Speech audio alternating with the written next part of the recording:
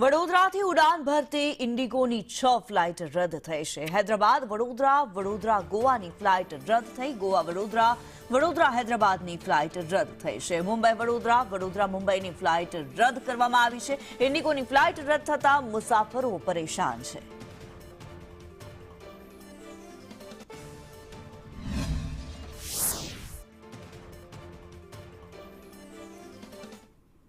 ત્યારે ઇન્ડિગોના સંચાલનની અંદર સમસ્યાઓ આવી છે। ફ્લાઇટ્સ કેન્સલ થઈ રહી છે, ફ્લાઇટ્સ રદ થઈ રહી છે અને ડિલે થઈ રહી છે।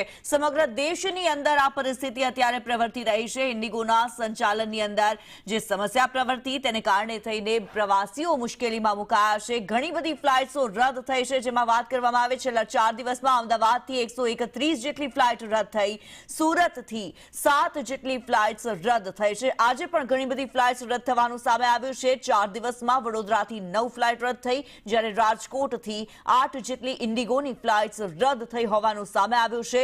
અમદાવાદમાં 131, સુરતમાં 7 જેટલી ફ્લાઇટ્સ રદ થઈ। આજે પણ અમદાવાદ વડોદરાથી ફ્લાઇટ્સ રદ થવાનો સિલસિલો બરકરાર રહ્યો છે। આ જ પરિસ્થિતિ દેશના અન્ય એરપોર્ટ્સ પર પણ છે, કારણ કે ઇન્ડિગોમાં જે પ્રમાણે સંચાલનની સમસ્યાઓ જોવા મળી રહી છે, જે સ્ટાફની અછત જોવા મળી છે, તેના કારણે થઈને ઇન્ડિગોની ફ્લાઇટ્સ રદ કરવા અને ડિલે થવાની જે સમસ્યા સામે આવી રહી છે। સૌથી વધારે અત્યારે મુશ્કેલી મુસાફરોને પડી રહી છે, કારણ કે ઘણા મુસાફરો એવા છે કે જેમની કનેક્ટિંગ ફ્લાઇટ્સ હશે। મુસાફરો આ ફ્લાઇટ્સ પોતાની નથી પકડી શકતા, પોતાના ગંતવ્ય સ્થાને નથી જઈ શકતા અને ભારે મુશ્કેલીનો સામનો કરવો પડી રહ્યો છે।